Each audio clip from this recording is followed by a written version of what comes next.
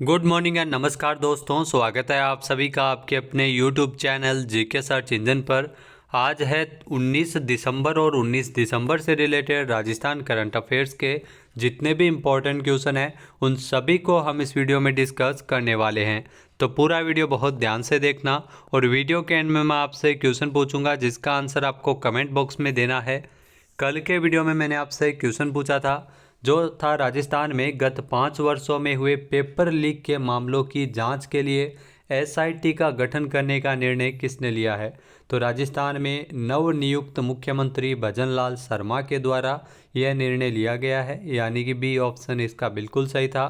जिन दोस्तों ने B option comment box में सही जवाब दिया था उनको हार्दिक शुभकामनाएं। जी हाँ, राजस्थान में पेपर लीक के मामलों की जांच करने के लिए अब एसआईटी का गठन किया जाएगा। मुख्यमंत्री भजन लाल शर्मा ने पिछले 5 वर्षों में हुए पेपर लीक के मामलों की जांच के लिए ये एसआईटी गठित की है। इससे पेपर लीक जैसे जघन्य अपराध कर प्रदेश की युवा शक्ति के भविष्य के साथ खिलवाड़ करने वाले अपराधियों को सख्त से सख्त सजा मिल सकेगी। साथ ही भविष्य में कोई पेपर लीक की घटना न हो, यह भी सुनिश्चित किया जाएगा। तो चलिए स्टार्ट करते हैं आज के करंट अफेयर्स।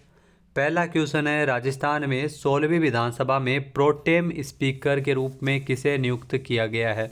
जी हाँ, 16वीं विधानसभा में प्रोटेम स्पीकर के रूप में कालीचरण सराफ को शपथ दिलाई गई है। जी हाँ, कालीचरण सराफ है, ये प्रोटेम स्पीकर बनाए गए हैं जो आप तस्वीर में देख सकते हैं। सी ऑप्शन इस क्वेश्चन का बिल्कुल सही है। आइए जानते हैं इम्पोर्टेंट फैक्ट्स। तो भाजपा के वरिष्ठतम नेताओं में से एक विधायक कालीचंद सराफ को प्रोटेम स्पीकर बनाया गया है।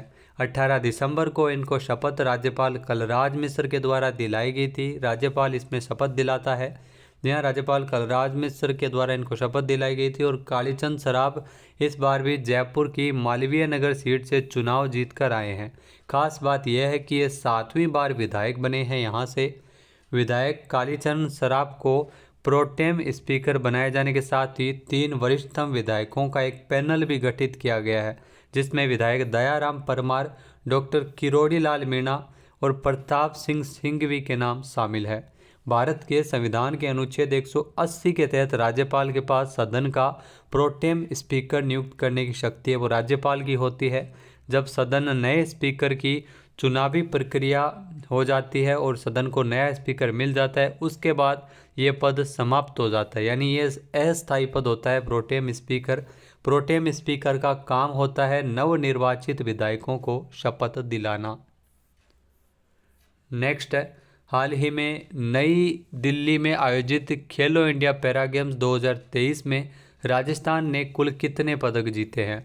तो नई दिल्ली में आयोजित खेलो इंडिया पैरा गेम्स 2023 में राजस्थान ने कुल 43 मेडल जीते हैं, यानी कि सी ऑप्शन इस क्वेश्चन का बिल्कुल सही है। और राजस्थान की रैंकिंग ध्यान रखना छठी रही है, यानी छठे स्थान पर खेलो इंडिया पैरा गेम्स 2023 में राजस्थान रहा है। राजस्थान ने कुल 43 मेडल है वो जीते हैं। आइए जानते हैं इम्पोर्टेंट फैक्ट्स। तो राजस्थान 10 गोल्ड मेडल, 20 रजत और 13 कांस्य पदक के साथ कुल 43 पदकों के साथ छठे स्थान पर रहा था पदक तालिका में। खेलो इंडिया पैरा गेम्स 2023 का आयोजन 10 से लेकर 17 दिसंबर तक नई दिल्ली में किया गया था। पहली बार आयोजित हुए थे नई दिल्ली में पैरा गेम्स, खेलो इंडिया पैरा गेम्स जो संपन्न हुए थे नई दिल्ली में। खेलो इंडिया पैरा गेम्स 2023 में पदक तालिका में हरियाणा का दबदबा रहा था। हरियाणा ने 40 गोल्ड मेडल, 39 रजत और 26 कांस्य पदक सहित कुल 105 पदक है वो हरियाणा ने जीते थे। और अगर बात की जाए तो उद्घाटन खिताब भी हरियाणा ने जीता है।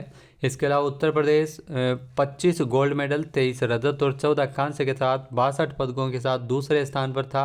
राजस्थान का छठा स्थान था। नेक्स्ट है, राजस्थान में किस जिले के गोविंद सोलंकी ने चीन में आयोजित एशियन पैरा ओलंपिक में राधा वेंकटेश के साथ गाइड रनर के रूप में गोल्ड मेडल जीता है, जो आप तस्वीर में देख सकते हैं। जालोर से है गोविंद सोलंकी जिन्होंने गोल्ड मेडल जीता था। ए ऑप्शन इसका बिल्कुल सही है। आइए जानते हैं इम्पोर्टेंट फैक्ट्स। तो जालोर जिले के छोटे से गांव उम्मेदाबाद के एक युवक ने राष्ट्रीय यानी अंतर्राष्ट्रीय स्तर पर ओलंपिक में काफ़ी नाम कमाया है। उम्मेदाबाद निवासी गोविंद सोलंकी ने चीन में आयोजित किए गए एशियन पैरा ओलंपिक में राधा वेंकटेश के साथ गाइड रनर के रूप में गोल्ड मेडल जीता था। इसके अलावा कुछ दिनों पूर्व ये पहली बार दिल्ली में आयोजित हुए खेलो इंडिया पैरा गेम्स में 1500 मीटर दौड़ में राधा वेंकटेश के साथ इन्होंने गोल्ड भी जीता है। गोविंद मूल रूप से उमेदाबाद निवासी है और हाल ही में बेंगलोर में ये व्यवसाय करते हैं अपने भाइयों के साथ। नेक्स्ट है, देश के सभी राज्यों की पुलिस के मुखिया जो डीजी और केंद्रीय सुरक्षा एजेंसियों के प्रमुख है, उनकी एक साझा कॉन्फ्रेंस डीजीआईजी कॉन्फ्रेंस है, वो कहाँ होने जा रही है? तो राजस्थान में इस प्रकार की कॉन्फ्रेंस का आयोजन जयपुर में किया जाना है, जो सबसे बड़ी कॉन्फ्रेंस है। ए ऑप्शन इसका बिल्कुल सही है। आइए जानते हैं इम्पोर्टेंट फैक्ट्स। तो देश के सभी राज्यों की पुलिस के मुखिया, डीजी और केंद्रीय सुरक्षा एजेंसियों की प्रमुखों की एक साझा कॉन्फ्रेंस डीजीआईजी कॉन्फ्रेंस है, ये जयपुर में होने जा रही है। अगले साल 5 से 7 जनवरी 2024 तक होने वाली इस कॉन्फ्रेंस में राष्ट्रीय सुरक्षा सलाहकार एनएसए अजीत डोभाल भी शिरकत करेंगे।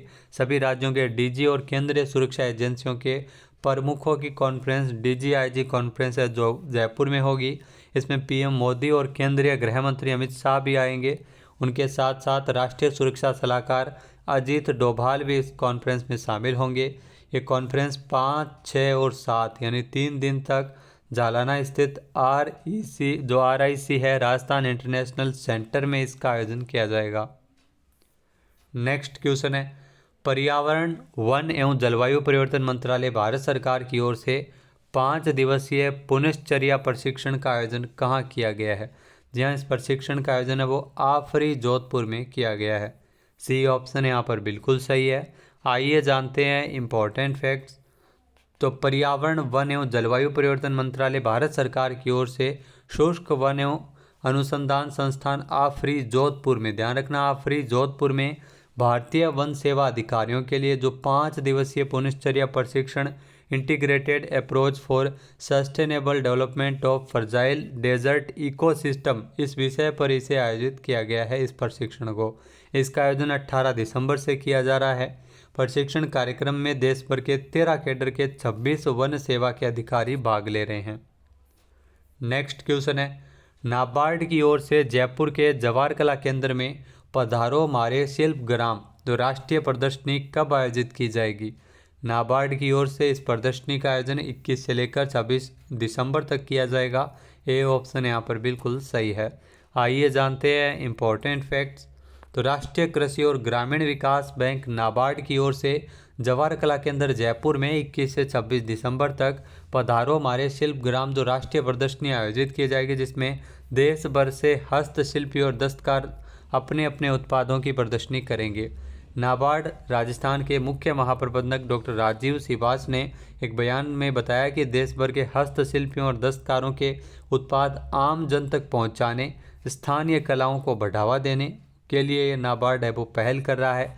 इस प्रदर्शनी का उद्घाटन 21 दिसंबर को रंगायन सभागार में किया जाएगा, जिसमें राजस्थान, जम्मू कश्मीर, असम, गुजरात, केरल समेत 19 राज्यों के लगभग 150 दस्तकार इसमें हिस्सा लेंगे। नेक्स्ट है, हाल ही में डिजिटल बाल मेला और यूनिसेफ के संयुक्त तत्वावधान में जयपुर के जवाहर कला केंद्र में शिल्पग्राम में बाल मेले का आयोजन कब किया गया था? तो ये बाल मेला है वो जयपुर के जवाहर कला केंद्र में 20 नवंबर को आयोजित हुआ था, यानी कि बी ऑप्शन इस क्वेश्चन का बिल्कुल सही है। आइए जानते हैं इम्पोर्टेंट फैक्ट्स। तो डिजिटल बाल मेला और यूनिसेफ के संयुक्त तत्वावधान में जयपुर के जवाहर कला केंद्र के शिल्पग्राम में इस बाल मेले का आयोजन 20 नवंबर को किया गया था। इस अवसर पर ब्लू स्ट्रीट और एड टॉक का भी आयोजन किया। बच्चों द्वारा बनाई गई बाल अधिकारों पर आधारित पेंटिंग प्रदर्शनी भी लगाई गई थी। इस आयोजन का मकसद विश्व बाल दिवस पर बच्चों को तनाव से मुक्त रखना था।